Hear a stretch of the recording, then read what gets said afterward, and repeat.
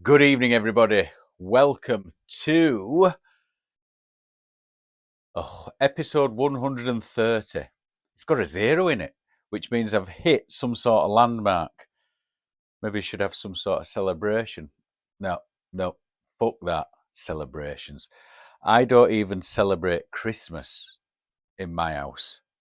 New Year. I haven't been awake for 12 bells at New Year for 15 years. That's how much of a miserable fuck I am. No, so don't get celebrated here. The only reason I celebrate my birthday is because my daughter's got the same birthday as I have. So yeah, episode 130. We're getting there. I'm in the 1% when it comes to podcasting. Everybody usually gives up around the 20 mark, but here I am. I've plodded on with this fucking shite. And thank you all for listening to my drivel. Now, I'm back in Japan now, like I told you in the last episode, and it's so fucking cold today that I'm inside. It's the evening of Sunday. Is it the 14th? Yep, it's the 14th today. And it didn't get much above zero down here on the coast of Shonan. So I have been hunkering down inside. Not like my friend who's in Alberta in Canada, where at the moment he's having to deal with minus 40 fucking 9. 49 below. So zero for him is positively summertime. But yeah, I don't like it. I've said it before. One of the main reasons I left the UK is the weather. But when it's cold here and when it's winter, winter's very dry. So you've not got that grey sky, you've not got that rain. So it is quite pleasant if you wrap up. Now, on New Year's Day here in Japan, we had a massive earthquake. Now, I were in Taiwan at the time, so not affected me. And even if I'd have been living here, it wouldn't have affected me because it were way up north somewhere. So we got back. A few books had come off at bookshelf in my little studio. But apart from that, nothing, no damage to house. Now, I think about 9 days after, while rescue workers were digging out, they pulled out a woman in her 90s, in her fucking 90s. People seem to write off Asians and Japanese people as a weak sort of people compared to Europeans or Americans. But I think you'd be hard push to find a 90-odd-year-old who's been buried under her house in winter while it's snowing who would still be alive. They got her off to hospital and she seems to be recovering well. But you can imagine digging her out, 92-year-old, and they get her out, the rescue workers get to her. Because Japanese people are so polite, I bet a penny to a pinch of shit she apologised for the mess. Guaranteed. Guaranteed she would apologise for the mess. But they got her out and she seems to be doing well for a 92-year-old. Now, just as you thought, what a fucking way to start the new year in Japan, a rescue plane had taxied onto the runway at Haneda Airport, ready to set off for a bit of disaster relief. Now, what I've been reading into this story is it looks like the Japan Coast Guard pilot were not listening to air traffic control, or the plane was that old that it didn't have the correct communication system in there to communicate with the air traffic controller. Either way, mistakes were made. So there were a flight coming in from Sapporo on the 2nd of January. Obviously, New Year is the busiest time of year in Japan for travelling. the busiest, because they don't do Christmas here, but everybody just flies off all points of the compass to go to visit relatives in Japan.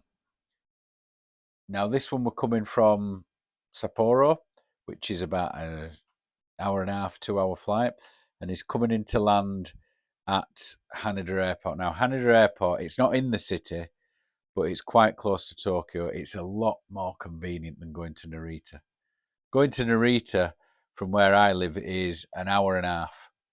They put it down as Tokyo. It's not Tokyo. Narita's not even in Tokyo. It's in Chiba. But Haneda is very convenient for them flying out and flying in who want to be right in the city. So this JAL flight is coming in from Sapporo, and it's going to land, and it hits this Japan Coast Guard plane that were on the runway. On the runway. The pilot on the JAL flight brings the aeroplane to a halt within a kilometre, 0.62 of a mile. It brings the aeroplane to a halt, and it's on fire. I think there were about 300 passengers on this flight and crew, and they all got off. They all got off. There were a few that were injured, but nobody died. Now, on the Japan Coast Guard plane, there were 6 people. 5 died. The only casualties in that plane crash were the ones that were on the Japan Coast Guard flight.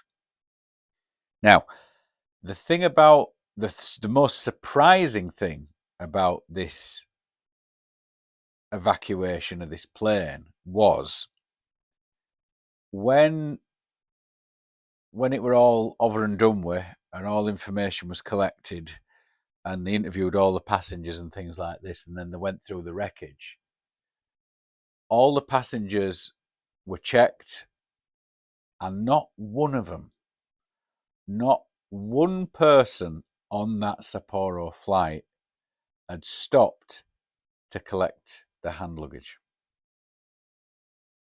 They knew what job needed to be done. They lined up.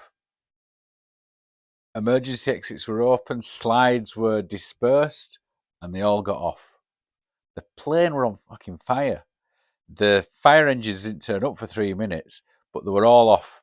300 people, all off. No hand luggage was taken at all.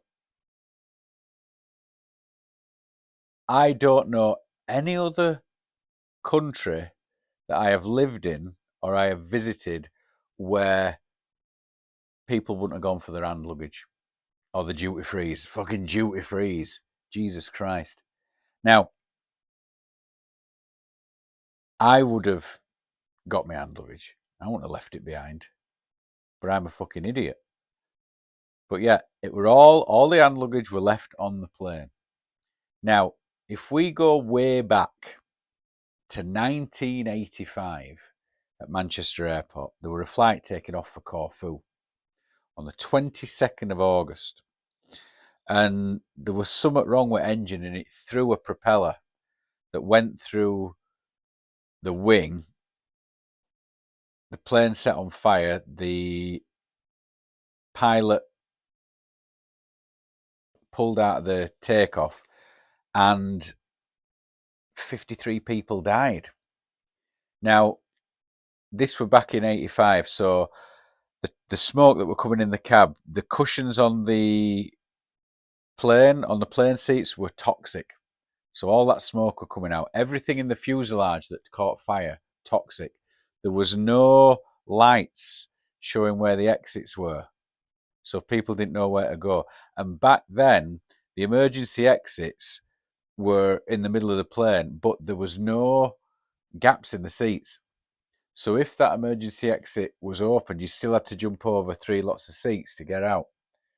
And the reason why you get that emergency exit seat now is because of that 1985 fire in Manchester.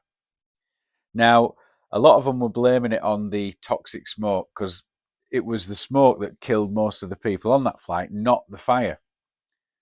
But I remember there were a World in Action documentary about it, maybe a few months after, and there were a young fella in his early 20s that were getting interviewed, and it had been his first flight ever. His first flight ever. And it had fucking blown up. And he was saying that when the stewardesses were opening the doors weren't open for starters. But when them doors did open and everybody were fucking battling to get off, there were people going into their overhead lockers to get the duty free out. They didn't want to leave the booze and the fags on the plane. And he was saying people died because there were people just trying to get the duty frees. Now, I don't know what had happened now if a similar thing would happen in the UK. I don't know if people would still be going for the cigs and the booze, or they'd just get off. I'm not sure. But that is what happened back then in '85, which is what, nearly 40 years ago. 39 years ago. Jesus Christ. Now, I want to tell you all my listeners, about getting on an aeroplane in the UK. I'm not talking about boarding. I'm not talking about getting through customs, passport control, anything like that. I'm talking about when you've gone through all customs and your security checks and you're in the airport. You've not got on your plane yet. Now, I don't know if this is just a thing with the Brits. Certainly not a thing in Asia. Definitely not a thing in Asia. But it is with the Brits. Now, as you all know, for them of you who have stuck with me for 130 episodes, I am a tight fuck. Tighter than a duck's ass. Tighter than a duck's ass. So, if I'm booking an holiday, I'll look for that cheapest flight. I will have a stopover somewhere, just to tick that extra country off, just to have a night in a different city I've never been in. I flew through Singapore last year just so the kids could tick Singapore off. And when I go home this year in August, I'm doing the same again, although I'm not staying overnight. But when I come back, I've got like an 8-hour layover. And in Singapore airport, you can leave the airport. Singapore's a small country. Well, it's not a country, it's a city-state, it's an island state. I'm going to go into Little India. Me and the lad will grab a curry because it's the best chicken tikka masala I've ever had in my life there. We might go down to the Bayside, have a look there, and then go back to the airport and get us a flight to Japan. But I will take that layover and pay a little bit less so I can get out of the airport and have like a fucking city break for 18 and 19 hours. I will do that. I will take the budget flights. We took a budget flight to Taiwan this year over Christmas and New Year. You're carrying on your hand luggage. You're not putting anything in the hold. If you're only going away for 5 days, you don't need suitcases. I had 2 changes of clothes. I used the hotel laundry twice. That's all I needed. I had my computer, my iPad, and some recording stuff for podcast and a bit of work, because I was still doing a bit of work while I was on holiday. But you don't need much. So I kept it cheap. We flew with Scoot. Fucking Scoot is a Singapore budget airline in Asia. And obviously no food, no entertainment, nothing. But the aeroplanes are just like something that you'd get on Singapore Airlines. So they've just taken the entertainment and they've taken the food and the drink away. Apart from that, it's just exactly the same. So you're paying a lot less for the Singapore flight, but you're still getting the quality. Ryanair, and what's the Ryanair, Jet2? What's the orange one? What's the orange one? EasyJet. That's right, EasyJet. You get on there, fucking toilets are filthy. You haven't even had a chance to clean the toilets out on those airlines.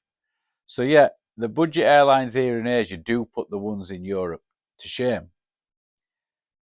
And the budget airlines in Europe, you do get a certain kind of customer, shall we say. Now, when I fly out of Manchester Airport, I'm on a long haul. So that usually cuts out the shit munchers who are off to Corfu or off to Benidorm and getting on your EasyJet or your Ryanair kind of airlines. So people that are flying Singapore Airlines, Emirates, Etihad are usually of a higher class. They're not wanting to get completely wankered on flight. Although saying that, 4 years I'd been away from Europe last year when I was flying back to England. We'd been to Singapore, we'd had a night in Singapore.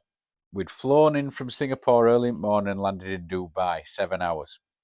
We were walking from that connecting flight in Dubai airport to the Manchester flight, Dubai to Manchester.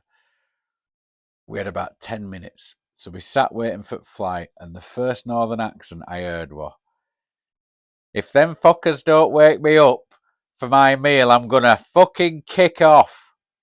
I'm gonna get my money's worth on booze, but if I pass out and fall asleep and they don't wake me up for that meal, there'll be hell on." That was the first northern accent I'd heard in over 4 years. Yeah. So there are a few that slip through the net. There certainly are a few that slip through the net. But 2009, I had spent 3 weeks in England and I was flying back to Japan.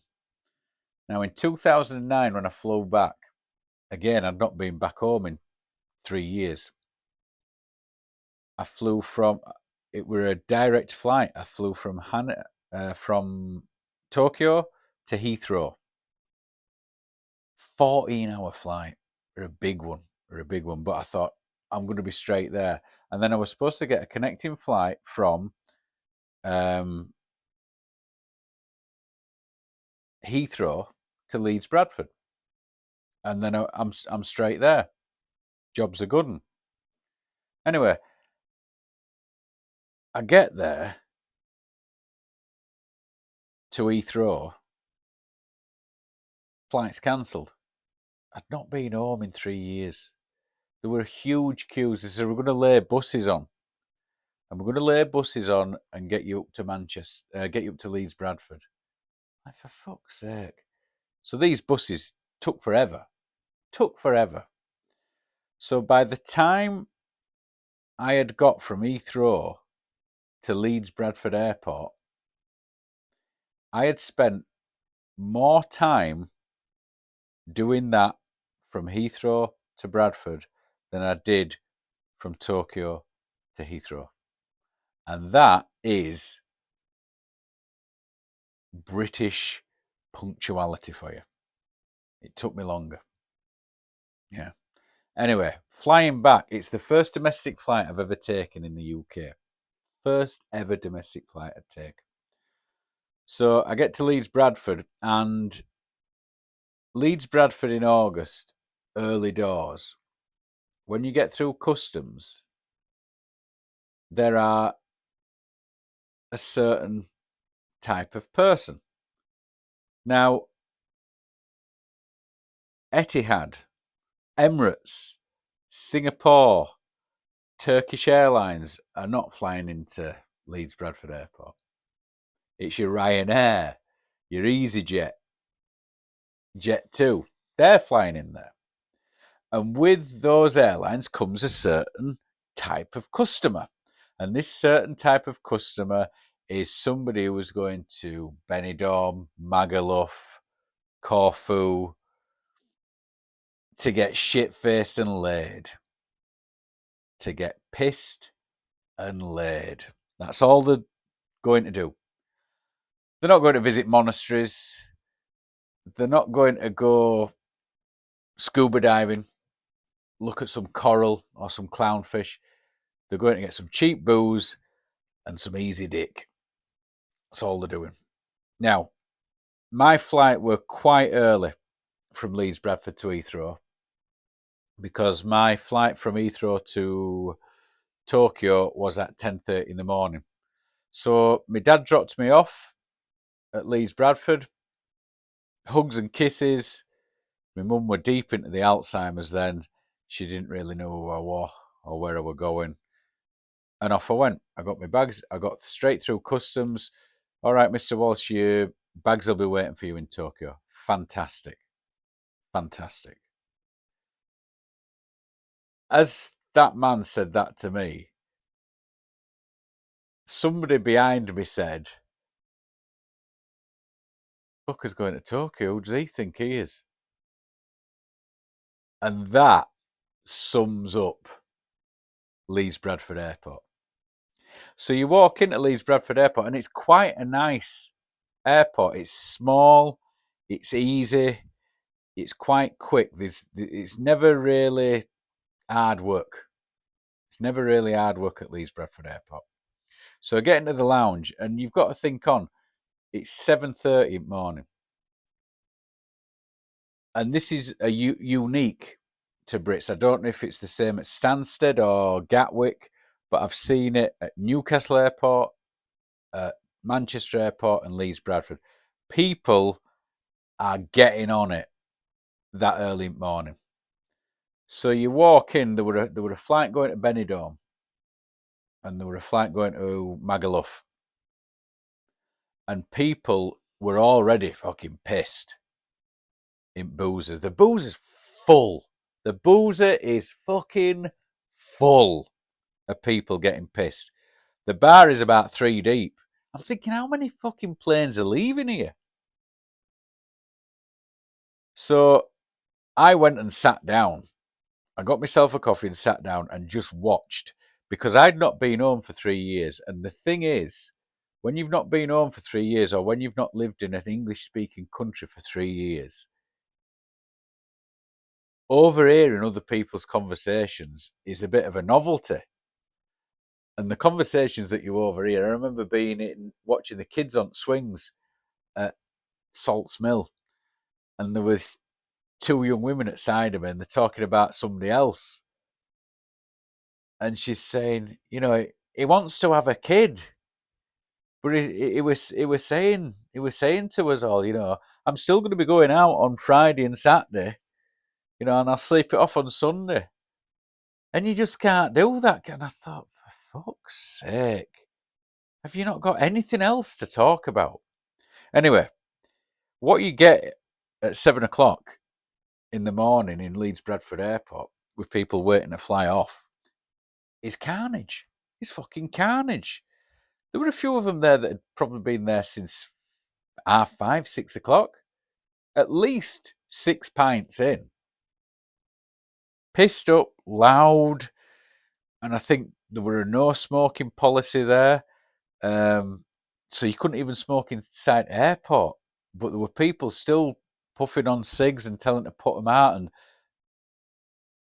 there were folk that were refusing. And I honestly thought we were going to kick off. And then you had over in corner, there were a group of women, late 20s, early 30s, fat. Not fat, fat. Now, when you're drinking, and I'm talking when I were drinking, when you're sober and you walk into a pub, you think, oh my God. But after you've had a few, your thinking changes. And you go, and you're probably 6 in. You're probably thinking, yeah, I'll probably tackle one of them. And this is what I were watching. So these lads had come in, this group of lads, who want the Finister fellas. But I heard the comments go, Jesus, fucking look at that. But I had 2 hours. Now these fellas, I don't know if they were scared of flying, but they started sinking that booze like it were going out of fashion. Like it was going out of fashion. And within an hour, they'd put 5 or 6 back. And they were watching these women go backwards and forwards to the table because to toilet because they'd obviously broke the seal. And once you break that seal, you're in and out of that toilet. So it turns out these lads and lasses started mingling. So they push your tables together and off they go. I thought, I wonder where this is going to go. Now, one of the women stood up, and from the waist up, she didn't look too bad. She had a bit of a double chin, but she didn't look too bad.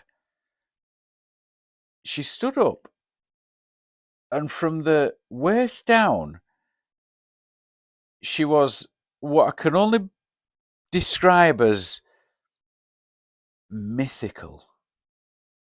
Mythical. I have never, before or since, seen anything as wide on a human being before. And as she stood up to go, there were, in that bar area, it wasn't a silence, but the noise did drop because people were just looking around. They were, and then people would look around and they were staring at this poor lass. And then as she sort of walked off, everybody came back and started talking, and the noise level rose. Now, what the other people didn't notice was one of the smallest fellas in that group had followed her.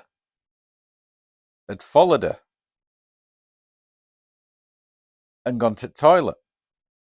Now, because I was sober, because I were being a nosy fucker and just watching this, I watched him go to the toilet, and he went into the ladies with her. And as they're walking in, she just turned around and smiled. And I thought, Jesus Christ, no. Not at this was about 8 o'clock in the morning. So I'm sat there, I'm finishing my coffee, and about 10 minutes later, they come back. She comes back first and sits down. And she whispers to the woman that's at the left of her. And then you get that sniggering, that high-pitched, cheaterish like laugh that only women do when they find out something secret. And the news kind of spread around the table, and then the news spread to the lad's table, and then his mate comes walking out, this thin fella that had just been balls deep in this fucking wide load. So as he sat down, a huge cheer goes up. A huge cheer goes up from the lad's side of the table. And every one of them, and there must have been 8 lads around that table, they all pulled a tenner out and give him a tenner. So I think their holiday bet was the first person that got a shag, everybody's got to give him a tenner. And he was the first one. He just made himself 80 quid for slinging one in this centaur. Is it a centaur? Half man, half horse? Minotaur? No, Minotaur's not. Anyway, it was some beast-like lady. Not beast-like lady, no. Was she pretty? from the waist up. But I have no idea how he would have got on in one of them cubicles back in 2009. Because them cubicles were just built for normal people in 2009. I know they've widened them now for the folk that don't like to get on a treadmill. But back then, I'd have thought he'd have had a bit of a job on with it. He'd have had a bit of a job on in a airy room, I think. But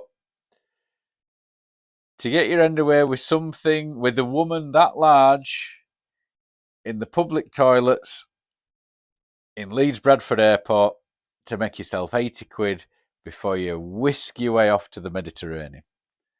And that was 2009 in Leeds Bradford Airport in the middle of August. The people of Britain, the Just Passing Through podcast, salute you. Adios, people. Thank you for listening. 1:30. We're celebrating nothing. Don't go changing.